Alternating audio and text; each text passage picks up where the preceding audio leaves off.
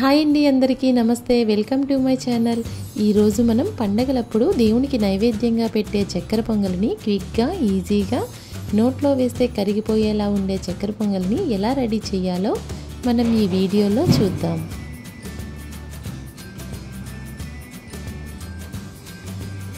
ముందుగా ఈ చక్కెర పొంగలి రెడీ చేసుకోవడానికి నేనైతే 1 గ్లాస్ రైస్ తీసుకున్నాను. ఈ గ్లాస్తో తీసుకున్నాను. 1 గ్లాస్ రైస్కి ఒక పావు కప్పు వరకు పెసరపప్పు తీసుకోవాలి. పెసరపప్పుని పాన్ పెట్టుకొని దోరగా వేయించుకోవాలి.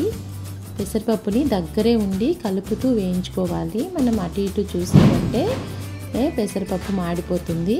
కాబట్టి దగ్గరే ఉండి గోల్డ్ కలర్ వచ్చేంత వరకు వేయించుకోవాలి.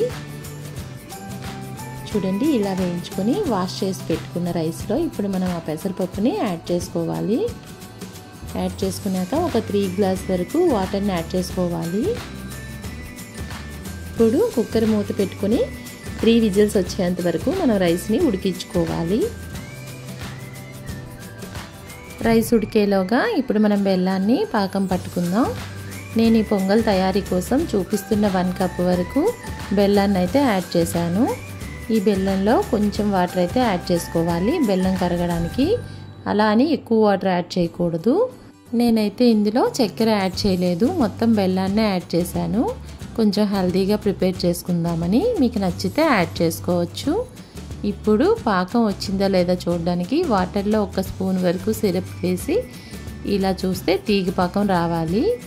అలా అని పాకం మరీ గట్టిగా ఉండకూడదు, తీగ పాకం వస్తే సరిపోతుంది. ఇప్పుడు మనం ముందుగా కుక్ చేసి పెట్టుకున్న రైస్ని ఓపెన్ చేసి ఒకసారి కలుపుకొని మనం ముందుగా ప్రిపేర్ చేసి పెట్టుకున్న సిరప్ని ఇప్పుడు ఈ రైస్లో యాడ్ చేసుకోవాలి.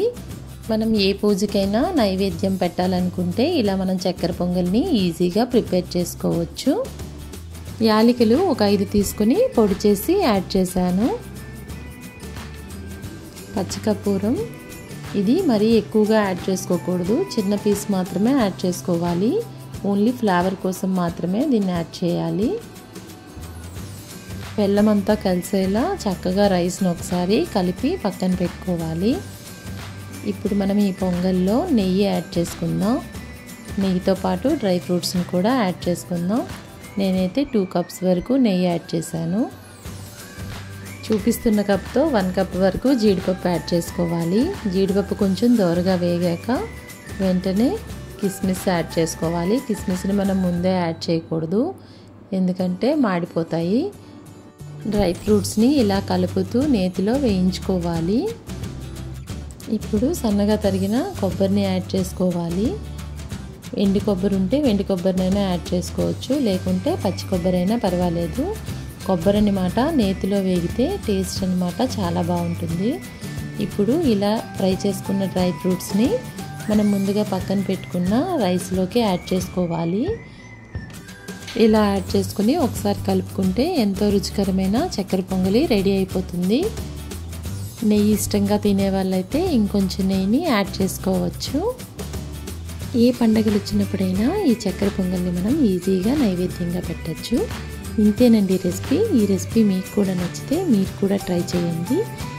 మరిన్ని ఈజీ రెసిపీస్ కోసం మా ఛానల్ని లైక్ చేయండి, షేర్ చేయండి, సబ్స్క్రైబ్ చేయండి. Thank you for watching.